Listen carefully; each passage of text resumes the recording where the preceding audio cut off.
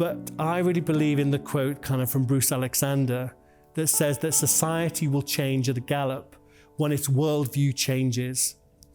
But its worldview will not change until an alternative philosophy appears, together with images, with ceremonies, music, and metaphysics that can give it in human hearts and minds kind of that kind of tangibility. And that the talented people who can produce this new alternative approach will intuitively materialize, as others have in previous eras of despair and confusion. And he goes on to say that we can only hope that they will appear sooner rather than later, and that we are able to recognize them when they do.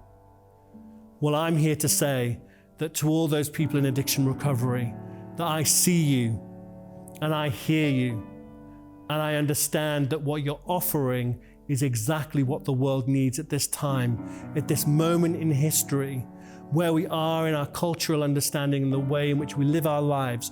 We need you, and we need to learn from you.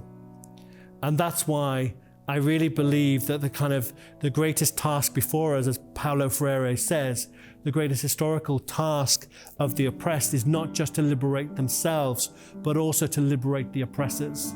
Because what research is showing is that people in addiction recovery now have higher levels of quality of life and well-being as compared to the general population.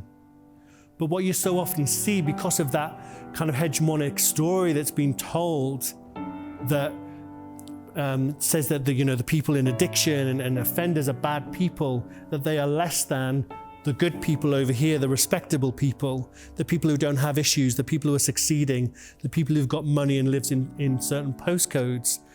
What's happened is that it's created this approach, I think, amongst people in recovery to almost kind of go around with a kind of metaphysical begging bowl, going, will you accept me?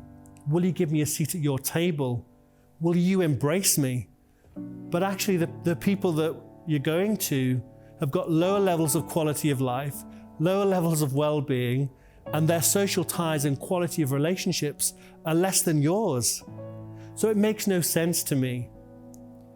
And that's why my encouragement to you is don't believe who they say that you are. So I believe the mandate before us is, as Toni Morrison says, and she so powerfully at a time, she was a black female in America, and she was an author and editor of books.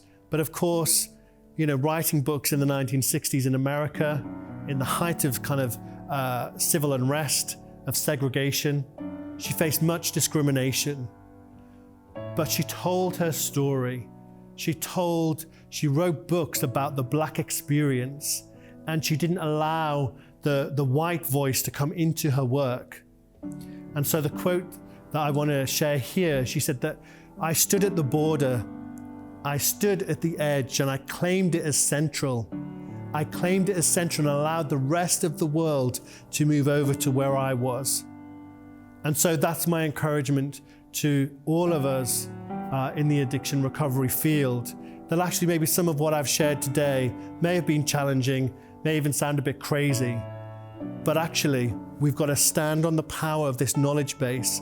We've got to stand on the power of your transformative ability to move from addiction to recovery, that you're living now at a high level of quality of life and well-being than general society, that your relationships are deep and rich, and the levels of authenticity are cultivating such an amazing life.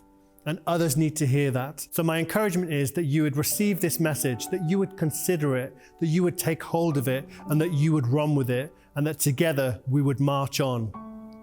Thank you.